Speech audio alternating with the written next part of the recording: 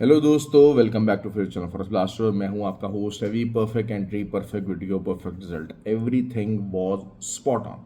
ज़बरदस्त प्रॉफिट रहा हमें। सैटरडे संडेज को बीटीसी के ऊपर ही हम ट्रेड देते हैं, ग्रुप के अंदर भी और वीडियो के अंदर भी। मैंने आपको बताया था जो वीकली वीडियो थी उसके अंदर भी मैंने सारे सिग्नल्स वगैरह शेयर किए थे। तो अल्हम्दुलिल्लाह ज़बरदस्त किस्म का प्रॉफिट रहा। बहुत बड़े एसल्स नहीं थे और आप ये देख लें कि इस टाइम पे बीटीसी कहाँ की तरफ सफ़र अपना जारी रखे हुए है। और this is something really really good कि आपको वीकेंड के ऊपर इतने परफेक्ट सिग्नल्स मिले। हाँ, ये था कि 1,08,000 का जो है ना वो तो मेरा था सिग्नल, जो कि मैंने बीटीसी के वीडियो के अंदर दिया हुआ था। बाकी ये कि जो ग्रुप के अंदर है वो तकरीबन समझ लीजिए कि 96 का लेवल बताया हुआ है। और री एंट्री जो होती है ना वो उसका मसला होता है, क्योंकि ज़ाहिर बात है बहुत सारे लोग जिन्होंने 1,04,400 के टाइम पे 1,04,000 पे जब था तो वहाँ से एंट्री नहीं ली थी। फिर जब 1,03,000 के ऊपर 1,02,600 के ऊपर आया तो दोबारा से फिर हम लोगों ने एंट्री डलवाई। वो ग्रुप फ्री व्हाट्सअप ग्रुप के अंदर जो है ना वो चीज़ें हो जाती हैं।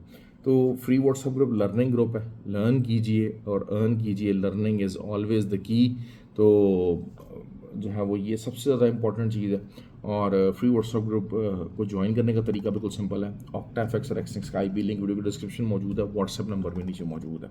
बड़े टीपीस, मैं हमेशा से बड़े टीपीस बताता हूँ। बड़े टीपीस बताएंगे, लगाएंगे तब रिजल्ट आएगा, अदरवाइज रिजल्ट नहीं आएगा। अब मार्केट 96,000 की तरफ पूरी तरह से जो है ना वो रवा दवा इंशाल्लाह। और जो है वो ज़बरदस्त किस्म का जो है वो प्रॉफिट होने जा रहा है। हम लोगों ने भी बुकिंग नहीं की है ग्रुप के अंदर, और इस टाइम के ऊपर जब मैं आपसे वीडियो बना रहा हूँ तो 99,600 के ऊपर मार्केट चल रही है। और ये लेवल्स बड़े दिनों के मैंने बताए हुए थे अल्हम्दुलिल्लाह। दूसरा ये है कि फंडामेंटल्स को मैं बहुत इंपॉर्टेंस देता हूँ, लर्निंग को मैं बहुत ज़्यादा फोकस करवाता हूँ कि भाई लर्न करेंगे तब अर्निंग होगी। और जो लर्निंग है उसमें सबसे ज़्यादा इंपॉर्टेंट ये होता है हमारा जो एक कम्युनिटी है, विब्रेंट कम्युनिटी है, उसके अंदर आपको सीखने का बहुत मौका मिलता है। असल चीज़ ये होती है कि इंसान जो है ना बहुत सारी जगह पे सबसे ज़्यादा एक बड़े इश्यूज़ क्या आ जाते हैं, आपकी ट्रेड्स ब्लू में आ जाती हैं, लेकिन आप लोग बहुत जल्दी काट लेते हैं। अब जो कम्युनिटी के अंदर है वो जो ग्रुप है हमारा वो ओपन ग्रुप है। उस ग्रुप के अंदर ये चीज़ फ़ायदा देती है आपको कि जो है ना वो वहाँ पर हम डिस्कस कर लेते हैं कि अच्छा यार अभी बुक करें ना करें, मज़ीद नीचे जाएगा मज़ीद ऊपर जाएगा, हमारा ब्लू चल रहा है तो क्या मामला इसका हो सकता है। तो वो एज अ कम्युनिटी उसमें हमें बहुत ज़्यादा सपोर्ट मिल जाती है, बहुत ही ज़्यादा एक सपोर्टिव किस्म का रोल मिल जाता है। अब वो लोग जो ट्रेड नहीं ले सकें बीटीसी के ऊपर, उनको मैं ये कहूँगा कि अब आपका जो एसएल रहेगा वो तकरीबन 1,01,700 के करीब रहेगा। इससे ऊपर बल्कि रख लीजिएगा तो ज़्यादा बेहतर हो जाएगा कि अगर थोड़ा बहुत यहाँ से रिबाउंड करता है, मुश्किल है रिबाउंड होना, 96 90 98,000 के पास जाके हो सकता है कि शायद थोड़ा सा रिबाउंड ले 98,500, तो फिर आपको दोबारा से एंट्री मिल सकती है। या फिर ये कि आप ब्रेकआउट ट्रेड लगा लीजिए। ट्रेडिंग को समझना, चीज़ों को लर्न करना, that is something very important. और फंडामेंटल्स आर वेरी की। मैंने आपको जिस तरह से अक्सर अपनी वीडियोज़ के अंदर बताता हूँ कि ट्रेडिंग जो है ना वो since Covid it is getting tougher and tougher. क्यों? क्योंकि फंडामेंटल्स का इम्पैक्ट बहुत ज़्यादा हो गया। अच्छा, फंडामेंटल जो है वो इसके लिए इकोनॉमिक्स को पढ़ना बहुत ज़्यादा ज़रूरी है।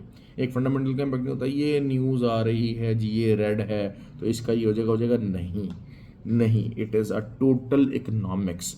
और वही बात है कि पढ़े लिखे लोगों का काम है, पढ़े लिखे लोगों के बस के बगैर ये पॉसिबल नहीं है। ये पढ़े लिखे लोगों के बगैर, बस के बगैर पॉसिबल नहीं है। आपकी पढ़ाई होनी चाहिए। यहाँ जितने भी लोग हैं यहाँ पर थोड़ा सा ज़रा एजुकेशन का हमारे मसला है। टेक्निकल्स आप कवर कर जाते हो, क्यों? क्योंकि technicals are always the same. आपने एक दफ़ा एक टेक्निकल्स के ऊपर ग्रिप कर ली तो फिर उसका रिजल्ट आपको उसको प्ले करना से आसान हो जाता है। लेकिन जब हम फंडामेंटल न्यूज़ की बात करते हैं तो फिर उसका पूरा एक इकोनॉमिक इम्पैक्ट होता है। और फंडामेंटल्स इज़ बेसिकली इकोनॉमिक्स। हम लोग इकोनॉमिक्स को देख रहे होते हैं कि अच्छा यार वर्ल्ड की इकोनॉमी क्या प्ले कर रही है, यूएस की इकोनॉमी क्या प्ले कर रही है, कौन सा डिसीजन है जो कि इकोनॉमिकली वायबल है और इकोनॉमिकली नॉन वायबल है। ये चीज़ों को समझना बड़ा ज़रूरी है। तो इसीलिए मैं कहता हूँ कि ट्रेडर जो बनता है ना वो तीन चीज़ें मिला के बनता है। एक बनता है आपकी टेक्निकल एनालिसिस, एक आपका जो है वो फंडामेंटल एनालिसिस, और एक आपका साइकोलॉजिकल एनालिसिस। साइकोलॉजिकल जो मैं बात कर रहा हूँ कि जी आप ग्रुप के अंदर है, कम्युनिटी के अंदर है, तो साइकोलॉजी आपकी स्ट्रांग हो जाती है कि यार मैं इधर बुक करूँ कि ना करूँ, आप पूछ लेते हो ग्रुप के अंदर। You can ask the question कि हाँ यार ये यहाँ पर बुक किया जाए या ना किया जाए, या फिर इस ट्रेड को मैं होल्ड कर सकता हूँ या किस तरीके से इसको मैं मज़ीद होल्ड कर सकता हूँ अगर ये लंबी जा रही है। तो ये जो चीज़ अचीव करना है ना, ये बहुत ज़्यादा ज़रूरी है, ये बहुत बड़ी इंपॉर्टेंट रिक्वायरमेंट है। फिर अब दूसरा जो बिल्डअप हुआ है चीज़ें, तो उसमें अब ये कि यूएस ने जो है वो ट्रंप के ऊपर बहुत ज़्यादा प्रेशर था। आपको पता है कि देखिए ज्यूज़ जो हैं वो छाए हुए हैं, ज्यूज़ का इम्पैक्ट है, फाइनेंशियल इम्पैक्ट है, सब चीज़ है, बहुत ज़्यादा इनकी लॉबिंग बहुत ज़्यादा स्ट्रॉन्ग है। तो अमेरिका के ऊपर बहुत ज़्यादा इम्पैक्ट था और अमेरिका को पता था कि जी ठीक है, फिर अमेरिका के अपने इंटरेस्ट भी हैं कि आपको गल्फ़ के अंदर जो है वो अपनी पोजीशन बना के रखनी है। अब जिस हिसाब से ईरान वो ट्राइंग के जंग लंबी खींची जा सके, अब लंबी खींचने का मकसद क्या है कि आधे से ज़्यादा इसराइल खाली हो जाना था। अब आधे से ज़्यादा इसराइल खाली हो गया तो हम a country without the citizens is not a country. आप इस चीज़ को समझें कि एक ऐसी जगह, इसराइल बेसिकली कंट्री नहीं, आप इमेजिन करें कि एक ऐसी जगह हो कि जहाँ पर जब जब हालात ख़राब हों तो आधी से ज़्यादा मुल्क खाली हो जाए। तो फिर वो बताते हैं, वो ये इस चीज़ की इंडिकेशन देता है कि भाई ये कंट्री नहीं है। अब इंडिया पाकिस्तान की जंग हो, नहीं जाएगी ना दुनिया, जो मर्जी हालात हो जाए, आपको पता होगा जी एटम बम भी यहाँ चलने लगे, लोग नहीं जाएंगे। Maximum more than 90% of the majority will stick to they. लेकिन इसराइल एक ऐसा इलाका है, एक ऐसा मतलब जो है ना वो तमाशा है कि वहाँ पर आप देखें कि वहाँ पर लोग बाहर भागने वालों की, मुल्क से बाहर भागने वालों की, उसको छोड़ के जाने वालों की तादाद कितनी ज़्यादा जो है ना वो है। और अगर वही बात है कि अगर महीना और जाके चले इसी तरीके से तो आधे से ज़्यादा इसराइल खाली हो जाए। तो that will be so funny actually कि आप इसको मुल्क कह रहे हैं ऐसी जगह को। तो ये बता रहे हैं कि हाँ it is just an occupied area, it is not a country. Country के पीछे एक बेस होती है, कंट्री के पीछे एक हिस्ट्री होती है, एक मुल्क होते हैं, एक लोग होते हैं। अब आपके सामने पैलेस्टाइन है, जितने मर्जी तबाहियाँ मच रही हैं, जो मर्जी मच रही हैं, सब कुछ है, तो people are still living in the rubble, they are not living. तो ये चीज़ें हैं बहरहाल। और ईरान ने जो है ना, तो इस तरह से अमेरिका को इन्वॉल्व होना पड़ा। अब मसला वही आ रहा है, अभी भी इस जंग का वे आउट नहीं है। अभी हम डिस्कस कर लेते हैं कि जी इसका जो है फाइनेंशियल इम्पैक्ट क्या आने वाला। फाइनेंशियल में जिस तरह से काफ़ी देर से मैं कर रहा था, एक तो सबसे पहले जो अमेरिका है उसके अंदर से इम्पैक्ट बहुत ज़्यादा आएगा इसका, कि आपने इस तरीके से, क्योंकि काफ़ी ज़्यादा जो है ना वॉइस एक वो बनी हुई थी कि जी आप इस जंग का हिस्सा नहीं बनेंगे, क्योंकि अपोजिशन तो आपको पता प्ले करती है, अपोजिशन तो हर जगह पर ना प्ले करती है। क्यों? क्योंकि जब आप पावर में होते हैं तब आपका रिस्पॉन्स डिफरेंट होता है, जब आप अपोजिशन में होते हैं तब आपकी रिक्वायरमेंट, तब आपकी डिटेलिंग डिफरेंट होती है, आपकी सोच डिफरेंट होती है, आपकी नीड्स डिफरेंट होती हैं। तो यही होता है कि जनाब जो अपोजिशन है वो अमेरिका के ऊपर काफ़ी ज़्यादा, ट्रंप के ऊपर इशू क्रिएट करेंगे, भाई why did you do that. और आपने मतलब जो है ना वो प्रॉपरली कोई डिस्कस नहीं किया इस हमले से पहले, और वो बेसिकली आई वॉश दिया कि जी 2 हफ्ते तक करूँगा, लेकिन प्रेशर था ना 2 हफ्ते तक में तो इसराइल ने घुटनों पे आया था। बहरहाल ट्रंप ने क्या मनवाया है इसराइल से, नेतन्याहू से क्या मनवाया अंदर खाते, और उसके फ़ौरन बाद आपको 48 आवर्स के अंदर अंदर उन्होंने अटैक कर दिया, तो ये भी पता लगाना पड़ेगा। लेकिन अब उसका इम्पैक्ट, फाइनेंशियल इम्पैक्ट क्या होगा, सबसे पहले US-30 मेरे हिसाब से तो जो है ना 400-500 पॉइंट्स ही गैप डाउन होना चाहिए।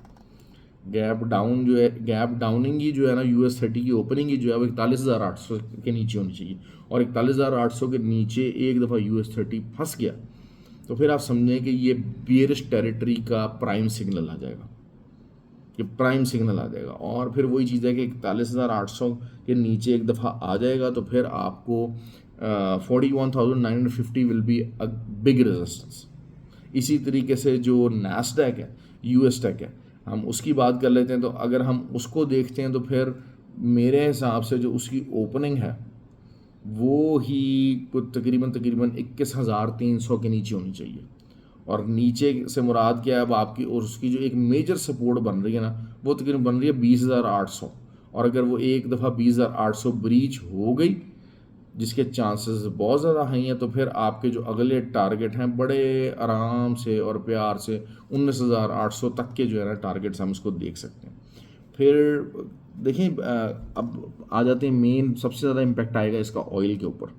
ऑयल का जो मैंने आपको जिस तरीके से बताया था कि मैंने आपको कहा था कि जी आप इसको होल्ड कीजिए 72.5 वाली ओवर द वीकेंड। वैसे अक्सर जो होता है ट्रेड होल्ड करना ख़तरनाक भी होता है, लेकिन जो फ्राइडे की जो कैंडल थी ना वो पूरी बता रही थी कि भाई मैं क्या करने लगी हूँ, मैं क्या करने लगी हूँ। और मेरे हिसाब से एक clear cut jump towards the level of 77.5 आपको ऑयल के अंदर नज़र आएगा। उसकी वजह क्या कि एक पैनिक मच गया, और इंटरनेशनली जो कंट्रीज़ हैं वो भी ऑर्डर्स दबादब कर रहे होंगे, they want to refill their stocks.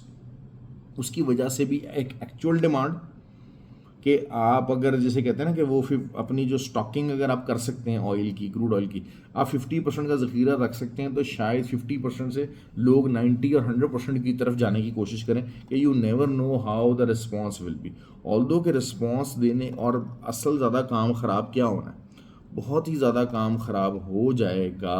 मतलब ये 77.5 आपका पहला टीपी होना चाहिए ऑयल के अंदर, और शायद सेलिंग सूलिंग का तो आप सोचें भी ना। असल चीज़ क्या होती है कि ईरान का रिस्पॉन्स क्या है, ये सबसे ज़्यादा इंपॉर्टेंट है। अगर हम बात कर रहे हैं कि जी आने वाले दिनों के अंदर 82 भी क्रॉस कर जाएगा, उसमें डिपेंड करता है कि ईरान का रिस्पॉन्स क्या है, एक्चुअली ईरान करता क्या। अच्छा, एक तरफ तो स्ट्रैटेजी ये बता रही है कि जी ईरान चुप करके ना वो वही करेगा कि इसराइल अपना जितना भी रिसोर्सेज है ना इसराइल के ऊपर ही जो है ना वो नमक छिड़कता रहेगा, कि वो इसराइल को ही टारगेट रखेगा। अमेरिका ने कर दिया ठीक है, वो अमेरिका को एंगेज नहीं करेगा और इसराइल के ऊपर ही सारा अपना प्रेशर, अपने रिसोर्सेज लगा के रखेगा। क्योंकि इसराइल एक दुखती रग है, और इसराइल की जो चीखें वो आसमान पे जाएंगी तो पूरे यूरोप की चीखें आसमान पे जाएंगी। ये जो चीज़ है ना, और फिर वही बात होती है कि उसकी वजह से फिर एक जो बुरे डिसीजंस जो हैं उनका एक पूरा टाइमलाइन स्टार्ट हो जाएगा। तो ये बहुत ज़्यादा इंपॉर्टेंट है। लेकिन ईरान चूँकि अपने आप को दोबारा से रीअसेस करेगा, अब अगर फिर दूसरी जो कंडीशन आ जाती है, और अगर ये कर दिया तो फिर आपका जो सिल्वर है वो आपको शायद दोबारा से बहुत ज़्यादा हैवी ओपनिंग तो ना मिले, बहुत ज़्यादा हैवी गैप अप ओपनिंग ना मिले, लेकिन सिल्वर की जो कंडीशन है ना आप उसमें ये ज़रूर कर सकते हैं कि अगर गैप अप होता है तो फिर तकरीबन 36.35 तक अगर है तो उसके आप ऊपर का एसएल लगा के दोबारा सेल कर सकते हैं। मैं आपको ये बता दूं बात, आपको सिल्वर के ऊपर आप दोबारा से ये चीज़ प्ले कर सकते हैं। और दूसरा ऑन द कॉन्ट्ररी गोल्ड का भी यही मामला है कि गोल्ड अगर तो जो है ना वो गैप अप तकरीबन 90 से नीचे नीचे रहता है तो फिर आप दोबारा से 96 का एसएल लगा के आप उसको सेल कर सकते हैं। ये चीज़ है, लेकिन ये है कि जो फ्री व्हाट्सएप ग्रुप के अंदर ये चीज़ें ज़्यादा डिटेल में हम लोग इस चीज़ को एनालिसिस कर पाएंगे कि क्या चीज़ किस तरह से रिजल्ट होता है। लेकिन US30 का, नैस्डैक का, BTC का और ऑयल का, ये जो चीज़ें हैं ये काफ़ी ज़्यादा करने जा रही है, क्योंकि हम लोगों का मसला ये हम लोगों ने ज़िद लगाई हुई है कि भाई हमने गोल्ड में ट्रेड करना। देखें गोल्ड ओवरऑल गोल्ड बेरिश होना चाह रहा है, गोल्ड इंट्रा डे के ऊपर अभी बेरिश नहीं है, लेकिन गोल्ड को इंट्रा डे में बेरिश होने के लिए लेकिन गोल्ड की जो सपोर्ट है ना, गोल्ड जब 50 से ऊपर है, 3350 से ऊपर है ना, तो फिर आप उसको बाय ही करेंगे, आप उसको सेलिंग नहीं करेंगे। लेकिन अगर ऑन द कॉन्ट्ररी 3404 के ऊपर का आपको एसएल रखना पड़ेगा अगर आपको सेल करना है। अगर आपका गैप अप मिलता है आपको तकरीबन कोई 200-250 पिप्स का गैप अप भी अगर मिल जाता है, काफ़ी बड़ा गैप अप बता रहा हूँ, अगर इतने का भी मिल जाता है तब भी आप 3404 के ऊपर का आप एसएल रखेंगे और सेल करेंगे तो अगेन आपका 71 का TP1 और फिर 50 हो जाएगा। तो 50 के आसपास आप दोबारा उसको बाय करने की कोशिश कीजिएगा गोल्ड को। तो आई एम श्योर कि ये वॉर की एक होता वॉर, अभी ईरान को लगा फेंटा, अब ईरान का रिस्पॉन्स ये बहुत ज़्यादा डिटर्मिन करेगा। और आज की रात काफ़ी इंपॉर्टेंट है कि वो क्या करता है। अगर कोई एक आधा भी कोई अमेरिका के ख़िलाफ़ जो है वो, क्योंकि देखें अमेरिका ने बेसिकली ट्रंप साहब ने ना रिलक्टेंसी के साथ ये काम किया, और रिलक्टेंसी क्या है कि यार बस ठीक है हमने उनके जो बंकर्स थे जो एटॉमिक वो थे वो हमने तबाह कर दिए, ठीक हो गया, अब हम इससे ज़्यादा आगे कुछ नहीं जाना चाह रहे। आप इसको समझें, अमेरिका की बयानबाजी अभी भी यही है। और ये जिसे कहते हैं ना कि पूरी तरह जो इसराइल का एक इम्पैक्ट है, एक ज्यू लॉबी का जो इम्पैक्ट है, उसकी वजह से ये एंट्री ली गई है कि जनाब ठीक है जी, हमने ये बंकर्स जो थे उनके हमने वो तबाह कर दिए हैं, और एक मोटिव भी था कि जनाब ठीक है जी, no more nuclear for Israel, तो हमने उसको अचीव कर लिया, अब हम इससे आगे नहीं जाना चाह रहे। लेकिन इसराइल के लिए क्या ज़रूरी है? इसराइल के लिए ज़रूरी यही है कि वो एक रेजीम चेंज की तरफ जाए, अभी को हालात नॉर्मल हो जाएं, और उसके बाद फिर इंटरनली वो कुछ रेजीम चेंज की वो बात, या फिर अगर जो है ना वो आइडियली तो यही है कि ईरान इतना ज़्यादा अमेरिका के ऊपर अटैक करे कि अमेरिका को डायरेक्टली इन्वॉल्व होना पड़े, फोर्सेस के अंदर इन्वॉल्व होना पड़े। वो चीज़ जो है ना वो फैसला अब ईरान के हाथ में है। ईरान अगर इसराइल को ही फोकस रखेगा तो आई थिंक कि वो ज़्यादा बेहतर रिज़ल्ट रहेगा, ज़्यादा अच्छा उनको रिज़ल्ट आएगा, और जो है वो ज़्यादा टारगेट अपना अचीव कर सकेगा। क्योंकि देखें, Israel is the prime target. अगर ईरान इसराइल का प्राइम टारगेट है तो इसराइल का प्राइम टारगेट, ईरान का प्राइम टारगेट इसराइल है, अमेरिका नहीं है। अमेरिका ने जो कार्रवाई की है, just with the pressure, with the lobbying, with all that support, और हर चीज़ वो इसराइल की वजह से की है। इसराइल इज़ द मतलब जिसे आप कहते हैं कि फाइनेंशियली जो है वो they have a very very sound kind of a position overall. अगर हम जितनी भी बड़ी कंपनीज की बात करते हैं, ब्लैक रॉक की बात कर लें, उसमें Israel is the major player. और फाइनेंसेस जो हैं वो पिछले हमने देखा है 400 साल से जो है वो ज्यूज़ के हाथ में रहे हैं। चाहे वो नेपोलियन की और इंग्लैंड की जंग थी, चाहे वो सेकेंड वर्ल्ड वॉर थी, चाहे वो फर्स्ट वर्ल्ड वॉर थी, ये चीज़ें रही हैं। तो वही इम्पैक्ट जो है वो आया है। लेकिन असल चीज़ क्या होती है कि अगर ईरान ने अमेरिका को इंगेज किया तो फिर तो गोल्ड और सिल्वर ये रुकेगा नहीं, ऑयल भी ये रुकेगा नहीं। ये मैं आपको बात बता दूँ क्यों, क्योंकि फिर अमेरिका को अपनी फोर्सेस ईरान के अंदर उतारनी पड़ेंगी। पहले वो वही है कि बॉम्बिंग का एक पूरा सत्यानाश फेरेंगे। पहले वो हफ्ता 10 दिन वहाँ उधर पूरी तरह जिसे कहते हैं ना कि बॉम्बिंग कर करके जो है ना वो करके जो है वो चीज़ होगी। और उसके बाद जो है फिर दोबारा से वो चीज़ें जो है ना जिसे कहते हैं कि फ़ौजें उतारने की तरफ जाने की कोशिश करेगा। तो that will be something very troublesome actually. ठीक है जी।